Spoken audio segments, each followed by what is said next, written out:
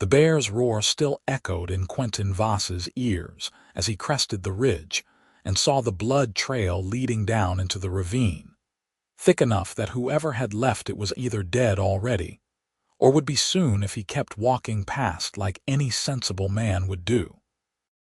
He stopped anyway, crouching low to study the churned earth where something heavy had dragged itself or been dragged, and the partial print of an orc boot stamped in red beside a snapped arrow shaft told him exactly who had finally bitten off more than she could chew. Dura Lanneth. The same stubborn huntress who had been poaching his trapline all season, stealing his best catches, leaving mocking messages scratched into trees at his usual spots. The same woman who had tracked the massive silver-tipped bear into this valley 3 days ago, forcing Quentin to follow or lose the most valuable pelt either of them would see all year. He should have been pleased. Should have turned around, reset his traps in peace, and let the valley be his alone again as it had been before she arrived in late spring with her orc hunting party and her insufferable confidence.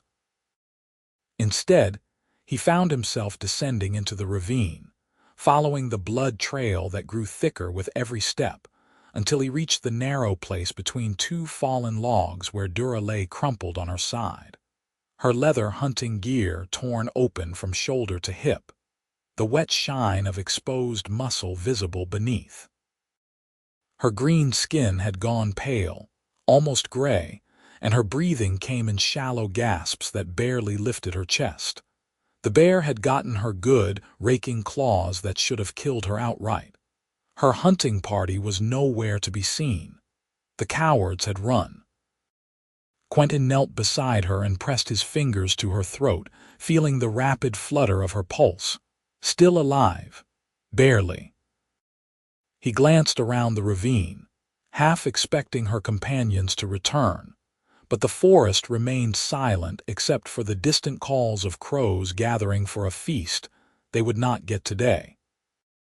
He made his decision without fully understanding why, shrugging off his pack and pulling out the clean linen he kept for emergencies.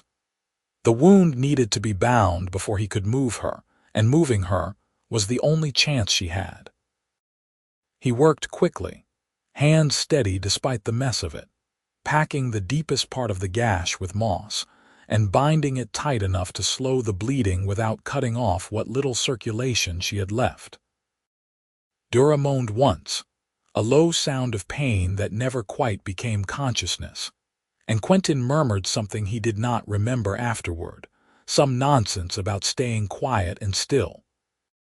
When he had done what he could with the bandages, he carefully maneuvered her onto his back, shocked by how light she felt despite her lean muscle. Orcs were supposed to be heavy, powerful, but Dura was no taller than his shoulder and built like a willow branch, all whipcord strength and no excess weight. The climb out of the ravine nearly killed them both. Quentin's legs screamed with the effort, his boots slipping on loose stone, and twice he had to stop and brace himself against a tree to keep from pitching backward. By the time he reached level ground, his shirt was soaked through with sweat and Dura's blood, and the sun had shifted past noon. His cabin was 2 hours away at a fast walk. With Dura on his back, barely breathing, it would take 3 at least. He walked. The sun was touching the treetops when Quentin finally shouldered open the door of his cabin and stumbled inside, laying Dura as gently as he could on his own bed. The journey had started the wound bleeding again despite the bandages, and he spent the next hour cleaning and redressing it properly, stitching the worst of it with the same careful stitches he used to repair his best furs. Dura never woke, though her body jerked and twitched as the needle bit. When he finished, he covered her with his spare blanket and built up the fire until the cabin felt like summer instead of the cool autumn evening gathering outside. Then there was nothing to do but wait. Fever set in that night, turning Dura's skin hot to the touch, making her thrash and mutter in the orc tongue Quentin did not understand. He kept the blankets on her despite the heat, knowing from experience that fever patients needed to sweat it out. And every few hours he spooned cool water between her lips, most of which dribbled down her chin. Her tusks were small, barely visible unless she opened her mouth, and in sleep her face had a softness that surprised him. He had only ever seen her scowling or grinning with smug victory, never this vulnerable. The second day was worse. Dura's fever spiked so high Quentin thought she might cook from the inside, and he spent the afternoon sponging her down with wet cloths, changing the bandages when they grew soaked with sweat and weeping from the wound. The stitches were holding, which was something, but infection was still a risk. He crushed yarrow and comfrey into a paste and packed it into the wound, hoping the old remedies his mother had taught him would be enough. On the third day, the fever broke. Quentin woke from a restless doze in his chair by the fire to find Dura staring at him, her amber eyes lucid for the first time since he had found her. She looked confused, those eyes moving slowly around the cabin, taking in the rough-hewn furniture, the bundles of furs hanging from the rafters, the rack of traps by the door. Finally, her gaze came back to him. "You," she said, her voice hoarse and cracked. "The human trapper." "Quentin Voss," he said, sitting up straighter. "You are in my cabin. You were hurt. I remember." Dura tried to push herself up and immediately gasped, her hand going to her bandaged side. "The bear. Lie still. You will tear the stitches." She ignored him, struggling upright until she was half sitting against the headboard, breathing hard from the effort. Sweat beaded on her forehead, but she stayed up, her jaw set with stubborn pride. "My hunting party. Gone. I found you alone." Something flickered in her eyes. Pain, maybe, or anger. She was silent for a long moment, and then she asked the question he had been waiting for. "Why did you not leave me?" Quentin had thought about this, had turned it over in his mind during the long hours watching her sleep, expecting to find some answer that made sense. A strategic reason, a moral code he could point to. Instead, he found himself saying simply, "I could not. That is not an answer. It is the only one I have." He stood and went to the hearth, ladling stew from the pot he had kept warm. "You need to eat. I need to understand." Dura's voice was stronger now, insistent. "We are rivals. I have stolen your catches, left you messages mocking you. You should have walked past, taken the valley for yourself. Why did you save me?" Quentin brought the bowl to her and waited until she took it, their fingers brushing for a moment. Her hands were calloused, the nails cut short, a hunter's hands. "I told you I could not leave you there to die." "But why?" He met her eyes and found no easy answer waiting. "If you want a noble reason, I do not have one. I just could not do it, could not keep walking. So I did not." Dura stared at him as though she could find the truth written on his face. And then, slowly, she lifted the spoon and began to eat. She managed 3 spoonfuls before exhaustion claimed her, and the bowl tilted in her hands. Quentin caught it before it spilled and set it aside, watching as she slid back down into sleep, her breathing evening out. That honesty had unsettled them both. He could see it in the way she had looked at him, searching for the lie she expected to find. And it unsettled him too, because he had no better explanation for himself. Leaving her had simply never been an option his mind would consider, and he did not know what that meant. When Dura woke again, it was evening and Quentin was skinning a rabbit at the table. She watched him work for a while before speaking. "How long has it been?" "4 days since I found you. 4 days." She processed this, her fingers plucking at the blanket. "I should be dead, probably, but I am here, in your bed." Quentin glanced up from the rabbit. "I only have the one." "I have been sleeping in the chair. That seems uncomfortable." "It is." A silence stretched between them, not quite awkward but weighted with things neither knew how to say. Finally, Dura spoke again. "You are not what I expected. What did you expect? Someone harder, meaner. You trapped better than anyone I have hunted with, always one step ahead. I thought you would be cold, calculating. Quentin smiled slightly, setting down his knife. I am ahead because I know the land. I grew up in these hills, and I am not cold, just focused. Focused on what? Surviving. Making a living. He did not mention the debt, not yet.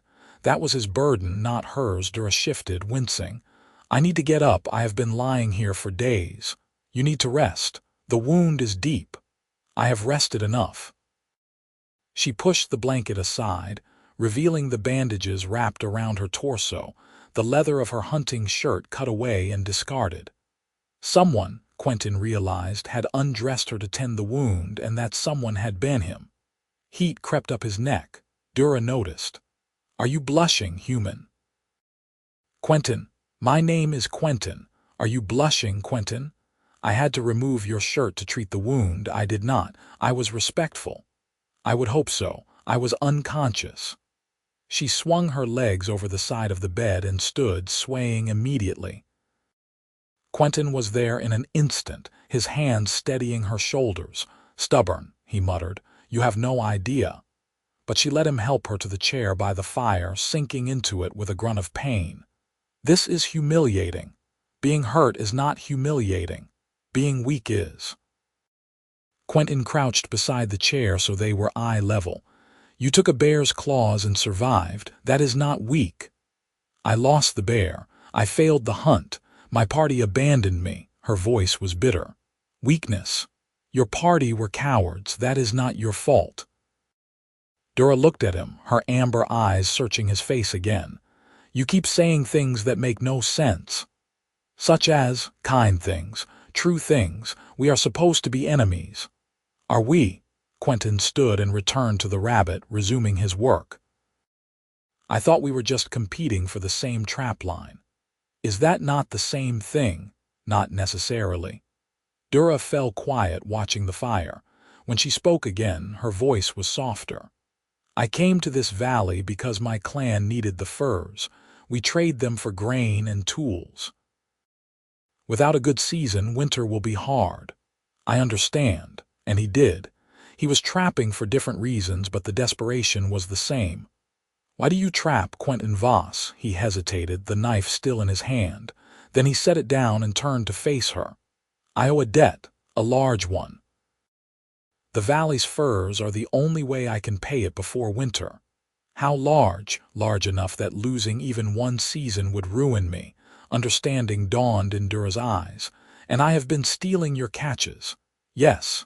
I did not know. I did not tell you, Quentin shrugged. I doubt it would have mattered. You have your own people to worry about. Dura leaned back in the chair, her hand pressed to her bandaged side. No, it would have mattered. I am proud, Quentin Voss, but I am not cruel. If I had known you were trapped by debt, I would have. I do not know what I would have done, but not that. Well, you know now. Yes. She was quiet for a long moment.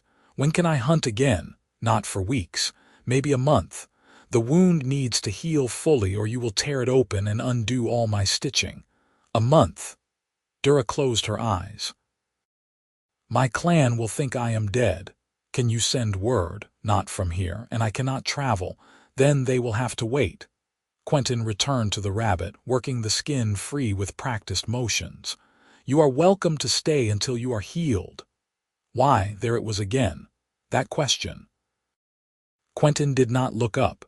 Because you are hurt and need a place to recover. Because turning you out would be the same as killing you. Because I am not the kind of man who does that. You are strange, Quentin Voss. He smiled despite himself. So I have been told. The days that followed settled into a rhythm. Dura healed slowly, her strength returning in small increments. At first, she could barely walk from the bed to the chair without needing to rest, but by the end of the first week, she was moving around the cabin, inspecting Quentin's traps and furs with a critical eye that made him grin. She had opinions about everything, and she was not shy about sharing them. This snare is too tight. she said one morning, holding up one of his wire traps. "You will damage the pelt. I have been using that design for 5 years without issue. Then you have been damaging pelts for 5 years." She set it down and picked up another. "This one is better. But the trigger is too sensitive. A rabbit would set it off before a fox could. It is meant for rabbits." "Then why is it sized for a fox?" Quentin opened his mouth, closed it, and laughed. "You are impossible, I am right. That too." She grinned, and for the first time since he had found her, he saw a flash of the confident huntress who had been his rival. It suited her better than the pain and fever. As Dura grew stronger, she began to help around the cabin. Small things at first, preparing vegetables for stew or mending tears in Quentin's spare shirt. Then larger tasks, like scraping hides and stretching them on frames to dry. Her hands were deft and skilled, and Quentin found himself watching her work more often than he should. There was a grace to her movements, even injured, that captivated him. "You are staring," Dura said without looking up from the hide she was scraping. "I am watching. There is a difference." "Is there? I am learning your technique. It is different from mine. It is better than yours." She glanced up, her eyes dancing with mischief. "Admit it." "I will admit it is different, coward." Quentin laughed, shaking his head. This, he realized, was what he had been missing in the long months alone in the cabin. Not just company, but this. The easy back and forth, the teasing, the challenge. He had been focused so entirely on the debt, on the traps and the furs and the endless calculations of what he owed and what he could earn, that he had forgotten what it was like to simply enjoy another person's presence. And Dura, for all that she was proud and stubborn and infuriating, was easy to enjoy. One evening, as they sat by the fire after supper, Dura asked, "Tell me about this debt." "Who do you owe?" Quentin had been expecting the question, had been avoiding it if he was honest. But she had a right to know, especially now that she was tangled up in his life. "A man named Silas Harrow, a moneylender from the trading post 2 days east of here." "How much?" 200 gold marks. Dura's eyes widened. "That is a fortune." "Yes. How did you come to owe so much?" Quentin stared into the fire, the old shame creeping up his throat. "My father. He borrowed the money 3 years ago to buy land he thought was rich in timber. Turned out the seller had lied. The land was worthless. My father died that winter and the debt passed to me." "That is not fair." "No. But it is legal. Silas has the contract. I have been paying him what I can, but the interest keeps growing.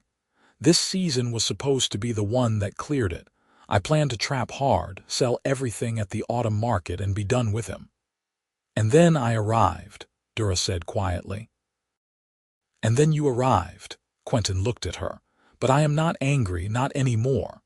"Why not?" "Because being angry would not change anything, and because you did not know." Dura was quiet for a long time, her fingers worrying at the edge of the blanket draped over her lap. Finally, she said, "When I am healed, I will help you." "What?" "I will help you trap. We can work together, cover more ground, pool our catches. It will be faster than working alone." Quentin stared at her. "Dura, you do not have to do that. You have your own clan to provide for." "My clan thinks I am dead," she said bluntly. "By the time I return, the season will be half over. I will not make enough on my own to make a difference. But together we might clear your debt and still have furs left for my people. You would do that. Work with me." "You saved my life, Quentin Voss. I owe you." "You do not owe me anything." "Then consider it a partnership, rivals becoming partners." She held out her hand. "What do you say?" Quentin looked at her hand, then at her face, and he saw the determination there, the fierce pride that would not allow her to accept charity but could accept this. A partnership. An equal exchange. He took her hand, feeling the strength in her grip despite the healing wound. "Partners," he said. Her smile was bright enough to light the room. The transition from rivals to partners was not seamless. They argued constantly, mostly about technique and territory. Dura favored bold, aggressive trapping strategies that targeted the biggest game, while Quentin preferred steady, reliable methods that accumulated value over time. Neither was willing to concede entirely, so they compromised, splitting the valley into sections and each working their own way, comparing results at the end of each day. 3 foxes and a marten, Dura announced one evening, laying her catches on the table with obvious satisfaction. "What did you get?" Quentin set down his own haul. 5 rabbits, 2 foxes, and a lynx. A lynx? Where? The North Ridge. I have been tracking it for a week. Dura picked up the lynx pelt, examining it with an expert eye. "This is fine work. The fur is perfect. You did not damage it at all." "I told you my snares were not too tight." She glared at him, but there was no heat in it. "One good pelt does not prove your point. It does not disprove it either. You are impossible. That is what you said yesterday. It is still true today." But she was grinning, and so was he, and Quentin realized with a start that this, too, had become something he looked forward to. The arguments, the competition, the way Dura challenged him at every turn, she made him better. Made him think harder, work smarter, see things from angles he had never considered. And somewhere in the midst of the arguments and the work, something shifted. It happened slowly, so gradually that Quentin did not notice at first. The way his gaze lingered on Dura when she was not looking. The way his heart lifted when she laughed. The way he found excuses to brush past her in the cabin, to touch her hand or her shoulder, just to feel the warmth of her skin. He told himself it was nothing. That he was simply unused to company, to having someone around who matched his energy and challenged him. But the truth, when he finally admitted it to himself, was simpler and more terrifying. He was falling in love with her. The realization came one morning as he watched her at the river, washing clothes with brisk, efficient motions. The autumn sun caught in her dark hair, turning it almost bronze, and her green skin glowed in the light. She had rolled up her sleeves, revealing the lean muscle of her arms, and she was humming something under her breath, a tune he did not recognize. She looked content, at peace, beautiful. Quentin's chest tightened with a feeling he could not name, and he turned away before she could catch him staring. This was dangerous, foolish. She was an orc, he was human, and even if there were no cultural barriers between them, which there absolutely were, she was only here because of the debt. Once it was paid, she would return to her clan, and he would be alone again. Letting himself feel this way was only going to end in pain, but knowing that did not stop the feeling from growing. If Dura noticed the change in him, she did not say anything.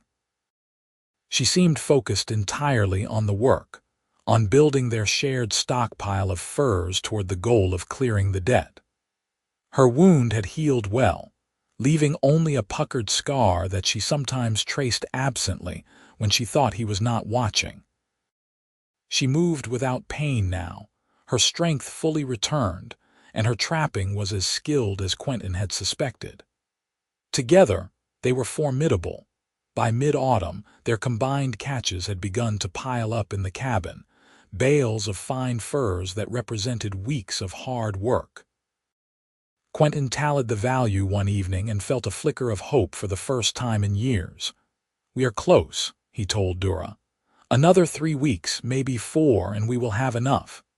She looked up from the fox pelt she was brushing, her expression thoughtful. And then I pay Silas. The debt is cleared, I am free. And I go home." The words hung in the air between them, heavy with implications neither was ready to address. Quentin forced a smile.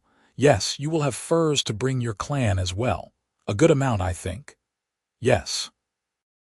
Dura returned her attention to the pelt, her hands moving mechanically. "That is good."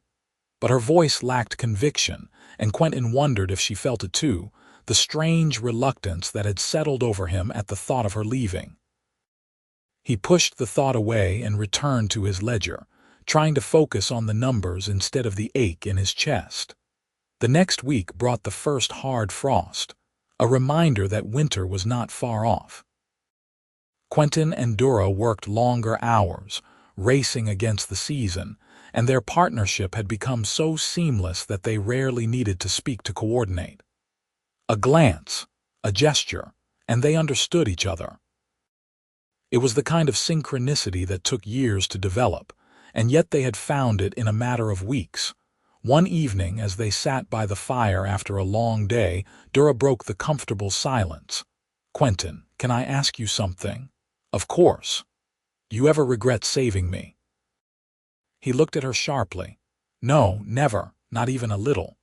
I disrupted your whole season, cost you time and resources, put your debt at risk, and you have more than made up for it." He leaned forward, his elbows on his knees. "Dura, working with you has been the best thing to happen to me in years. I do not regret it, not for a moment." She studied him, her amber eyes unreadable. "You really mean that?" "I do."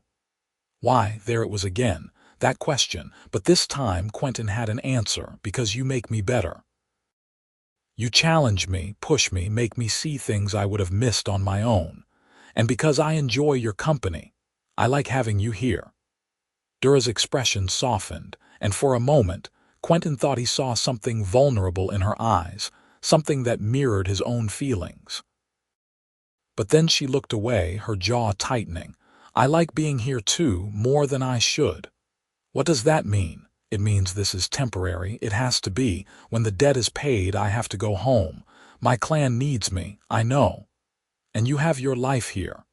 I know that too." They fell silent again, but this time the silence was painful, filled with things neither was willing to say. Quentin wanted to tell her to stay, to forget the clan and the debt and all the reasons this could not work, and just stay. But he had no right to ask that of her, and he knew it. So he said nothing, and the moment passed. The following week, everything changed. Quentin was checking the trapline near the eastern edge of the valley when he heard hoofbeats, an unusual sound in this remote part of the forest. He turned to see a rider approaching, a broad-shouldered man on a bay horse, and his stomach dropped when he recognized the face, Silas Harrow.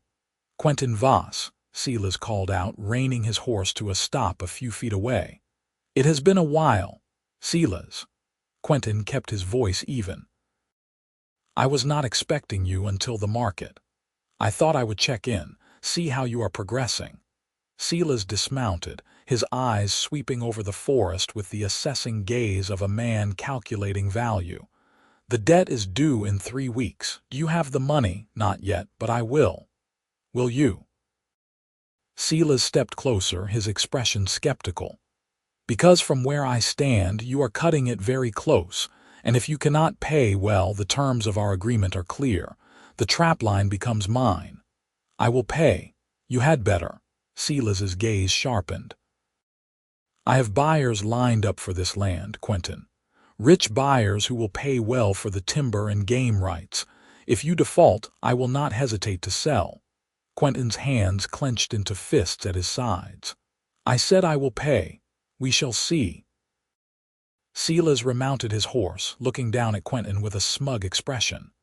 3 weeks, Quentin, not a day more." He rode off, leaving Quentin standing alone in the forest, his heart pounding with a mix of anger and fear.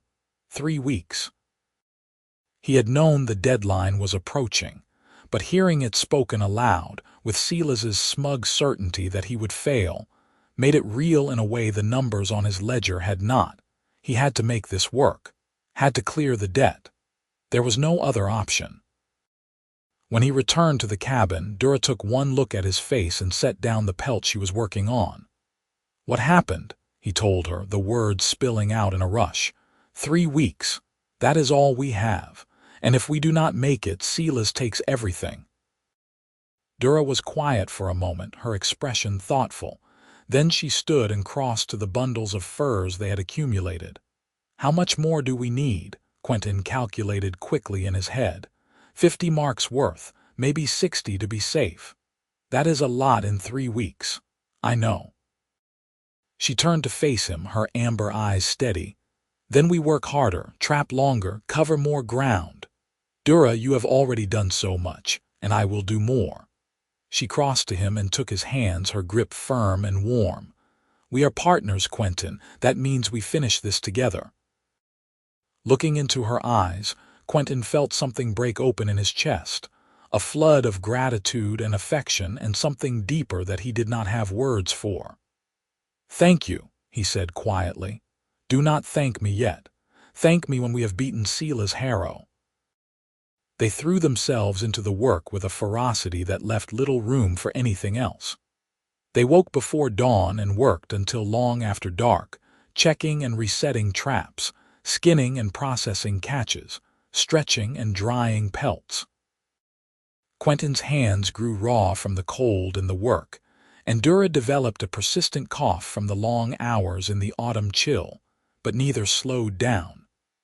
The deadline loomed over them like a shadow, driving them forward, and slowly, the pile of furs grew. With 1 week left, Quentin tallied their progress and allowed himself a cautious flicker of hope. They were close. So close he could almost taste it. If they kept up the pace for another few days, they would have enough. They would make it, but the forest, as always, had other plans. It started with the weather. A cold snap rolled in, unseasonably early and brutally harsh, driving most of the game into hiding. The traps that had been reliably productive went empty, and for 3 agonizing days their catches dwindled to almost nothing. Quentin tried not to panic, tried to stay focused, but the numbers on his ledger were unforgiving. They were going to be short. Not by much, maybe 10 or 15 marks, but short all the same, and short meant failure. On the 4th day of the cold snap, Dura came back to the cabin with a marten and a grim expression. The north ridge is frozen over. Nothing is moving up there. Quentin set down the pelt he was working on and rubbed his eyes, exhaustion settling into his bones. We are not going to make it. We might. Dura, look at the numbers. Even if the weather breaks tomorrow, we do not have enough time. Then we find another way. There is no other way.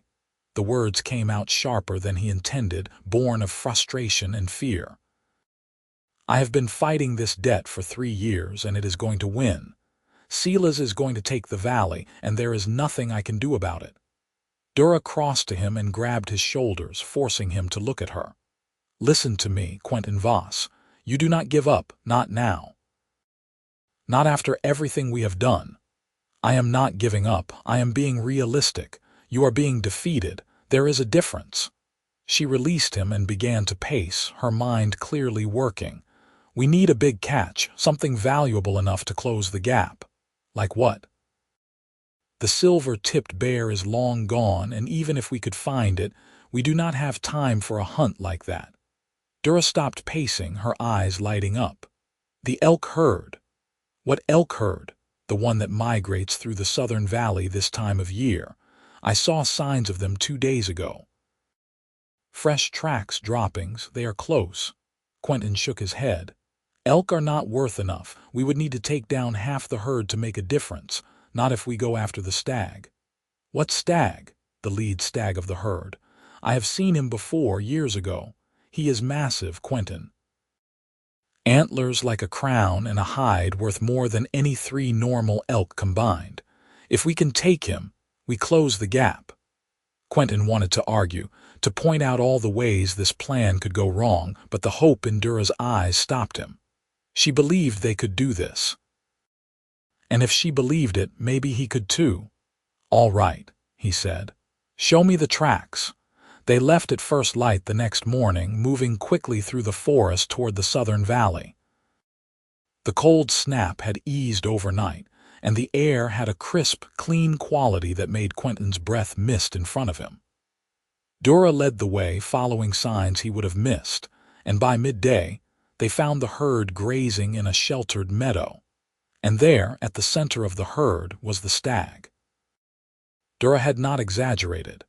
He was enormous, his antlers spreading wide and high, easily the most impressive rack Quentin had ever seen. His hide was a deep, rich brown, and he moved with the easy confidence of a creature that had no natural predators. Taking him down would not be easy. "We need to separate him from the herd," Dura whispered. "If we spook them all, he will just run with them and we will never catch him." "How do we do that?" "I circle around and drive the herd east. You wait here with your bow. When he breaks away, you take the shot." It was a risky plan, requiring perfect timing and no small amount of luck, but it was the best they had. Quentin nodded, knocking an arrow and settling into position behind a fallen log. Dura slipped away into the trees, moving with the silent grace of a born hunter. He waited, his heart pounding in his ears, watching the stag graze. Minutes stretched into what felt like hours, and then he heard it. A sharp whistle, high and piercing, from the far side of the meadow. The herd's heads jerked up, and a moment later they bolted, streaming past Quentin in a thunder of hooves. But the stag did not run with them. Instead, he turned toward the sound of the whistle, his head lowered, ready to defend his herd. Quentin saw his chance and took it, releasing the arrow in one smooth motion. It flew true, striking the stag just behind the shoulder, and the great beast staggered, bellowing in pain and fury.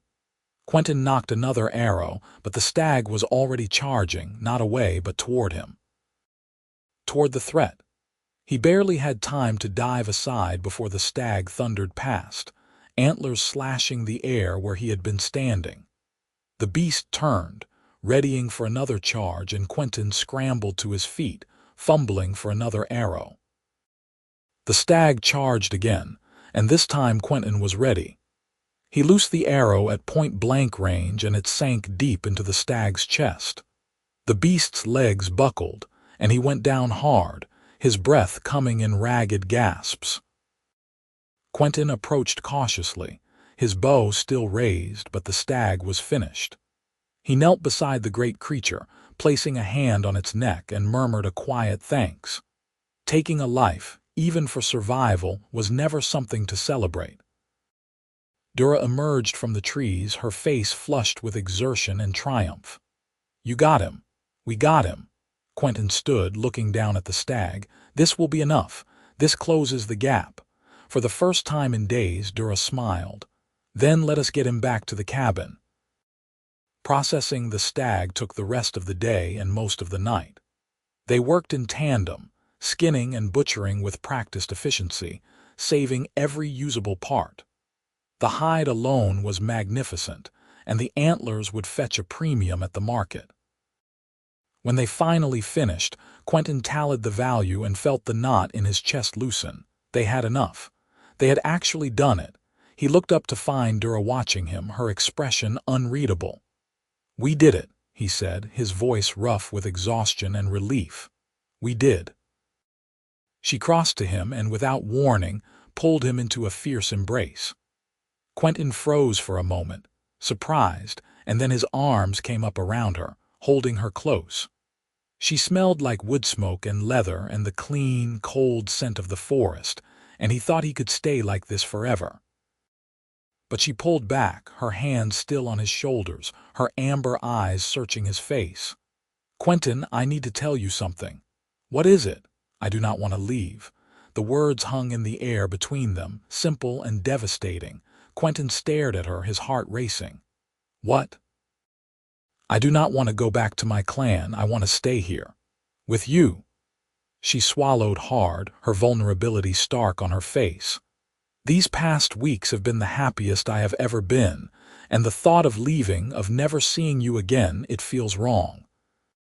It feels like losing something I did not even know I needed until I had it." Quentin's chest felt too tight, too full. "Dura, I feel the same way. I have been trying not to, trying to tell myself it was foolish, but I cannot help it. I do not want you to leave either." "Then I will not." Her hands tightened on his shoulders. I will stay. We can work the valley together, split it evenly, be partners in truth, not just for a season. Your clan will understand or they will not, but I am making this choice for me, Quentin, for us." She took a breath. "If you want that."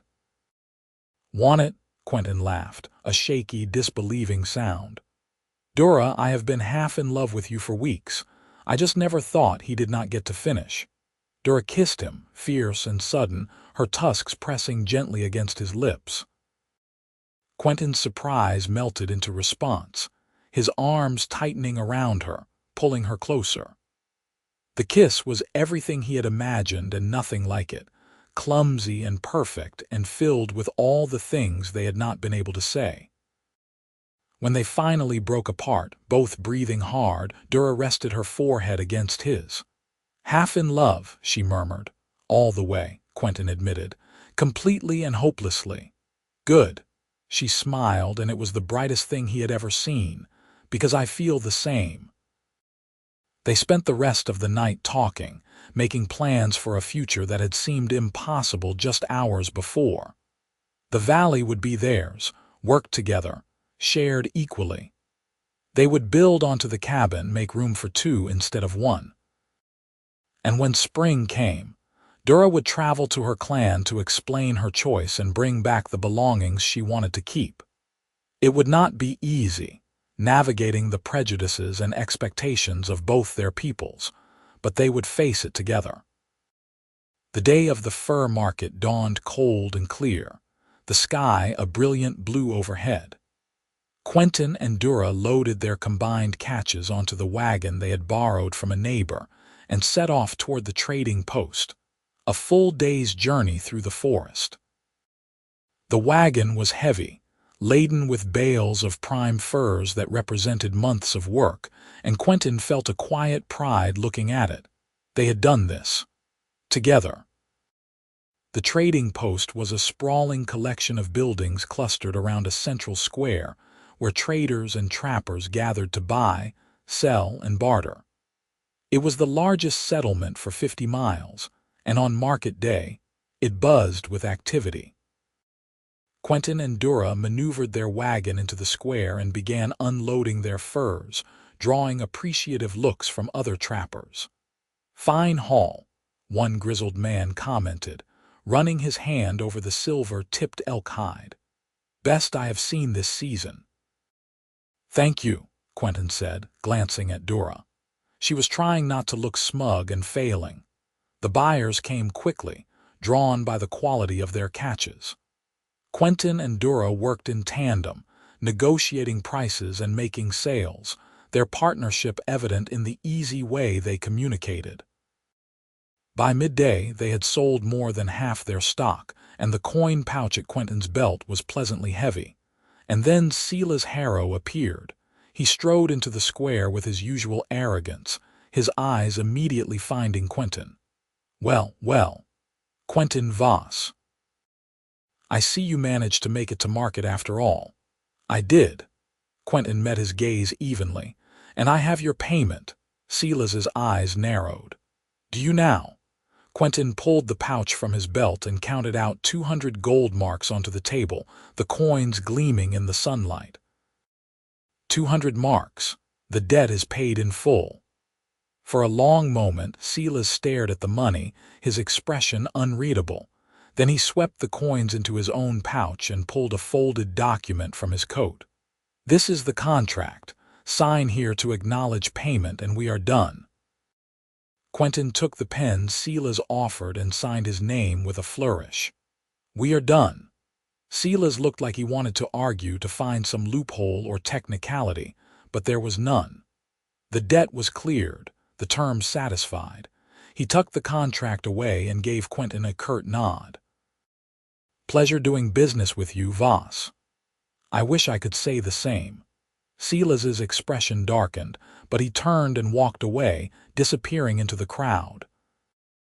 Quentin watched him go and felt a weight lift from his shoulders that he had been carrying for so long he had forgotten what it felt like to stand without it. Dura appeared at his elbow, her hand slipping into his. "You are free." "We are free," Quentin corrected. "We did this together." She squeezed his hand, her smile soft and warm. So we did. They sold the rest of their furs by late afternoon, and when the final tally was done, they had not only cleared the debt, but had a tidy surplus left over. Enough for Dura to send back to her clan, ensuring they would have a good winter, and enough for Quentin and Dura to stock the cabin and prepare for the coming season. As they packed up the wagon, another trapper approached, an older man with a weathered face and kind eyes. "I could not help but notice your haul today," he said. "You two work together." "We do," Dura said. "Partners," Quentin added. The man nodded thoughtfully. "I have been trapping these hills for 30 years, and I can count on one hand the number of partnerships that work. Most folks are too stubborn or too greedy. But you have something special. I can see it in the way you move together, the way you talk. That is rare." "Thank you," Quentin said, surprised by the compliment. "Hold on to it," the man said. "The world does not give out many second chances." He walked away, leaving Quentin and Dura standing in the square, the setting sun casting long shadows around them. Quentin looked at Dura, at the woman who had been his rival and his partner and now something more, and he thought about the old trapper's words. "He is right," Quentin said. "This is rare, I know." Dura leaned into him, her head resting on his shoulder. "That is why I am not letting it go." They returned to the valley as the first snow of the season began to fall, light flakes drifting down from a gray sky. The cabin was just as they had left it, warm and welcoming, and as they unloaded the wagon, Quentin felt a sense of homecoming that went deeper than place. This was where he belonged, with Dura, in this valley, building a life together.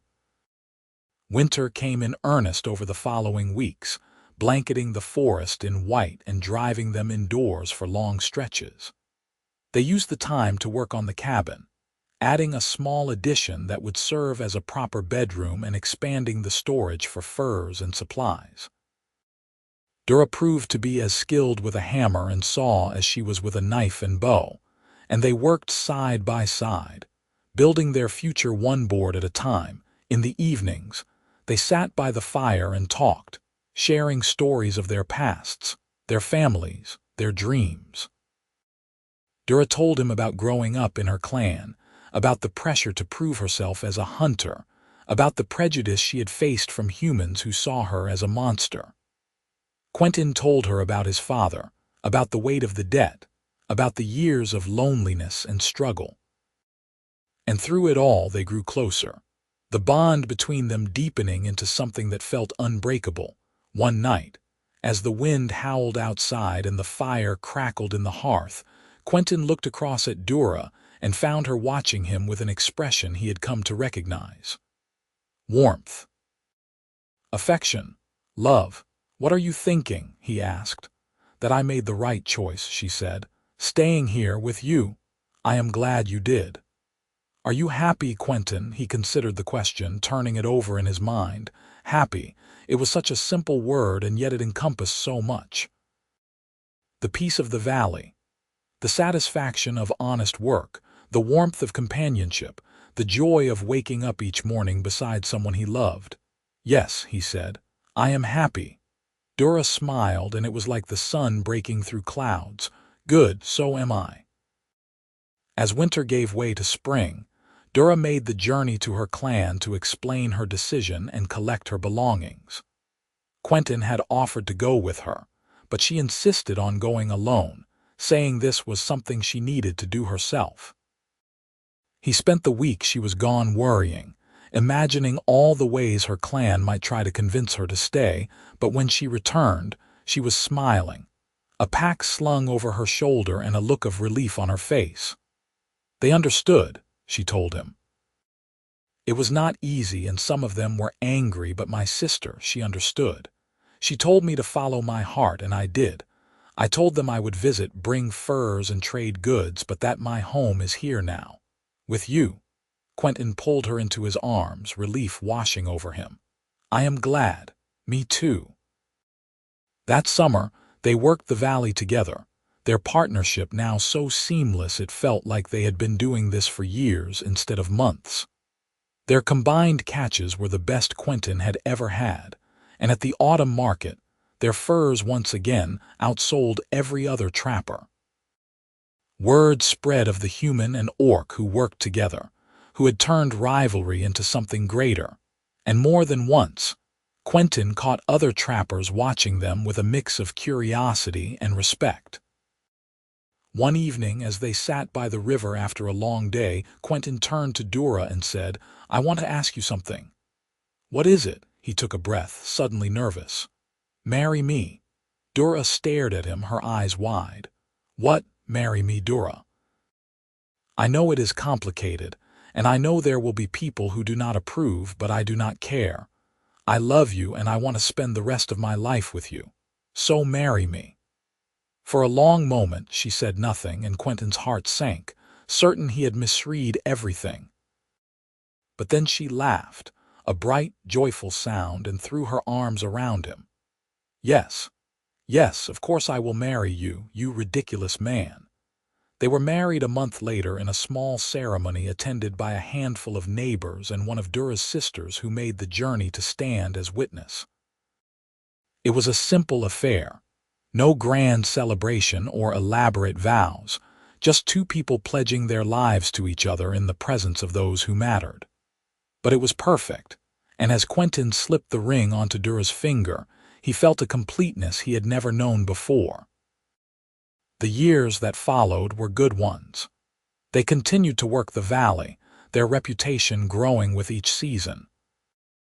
They built a larger cabin, added a small barn for the horses they eventually bought, and cultivated a garden that provided fresh vegetables through the summer and preserved goods for the winter. Life was not without its challenges. There were hard seasons and lean times, injuries and illnesses that tested them. But they faced everything together, and that made all the difference. 3 years after their marriage, Dura gave birth to a daughter. They named her Greta, and she had her mother's green skin and her father's blue eyes, a beautiful blend of both their worlds. Quentin held her for the first time and felt his heart expand in ways he had not thought possible, a fierce, protective love that made everything else pale in comparison. Greta grew up wild and free, learning to trap and hunt from both her parents, her laughter ringing through the valley like music.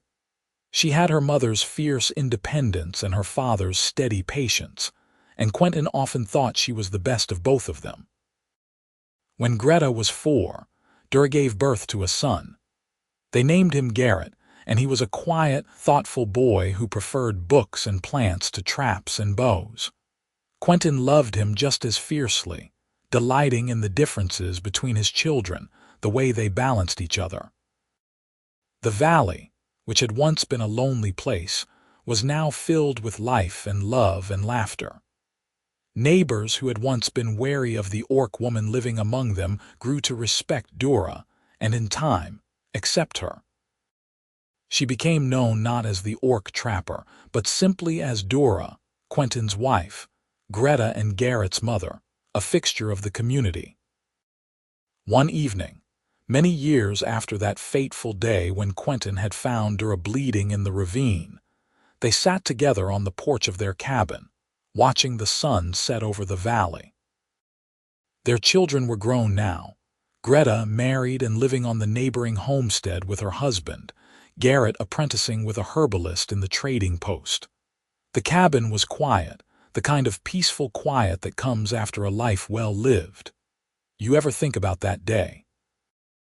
Dura asked, her hand resting in Quentin's.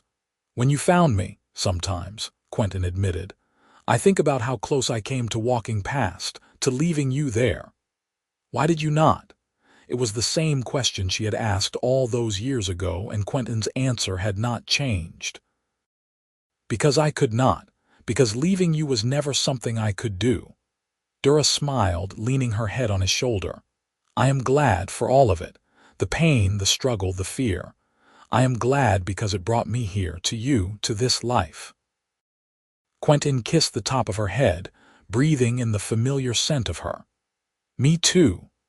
They sat in comfortable silence as the sun dipped below the horizon, painting the sky in shades of gold and crimson. The valley stretched out before them, the land they had worked and loved and built a life on. It was not grand or glamorous, but it was theirs, and that was enough, more than enough. It was everything.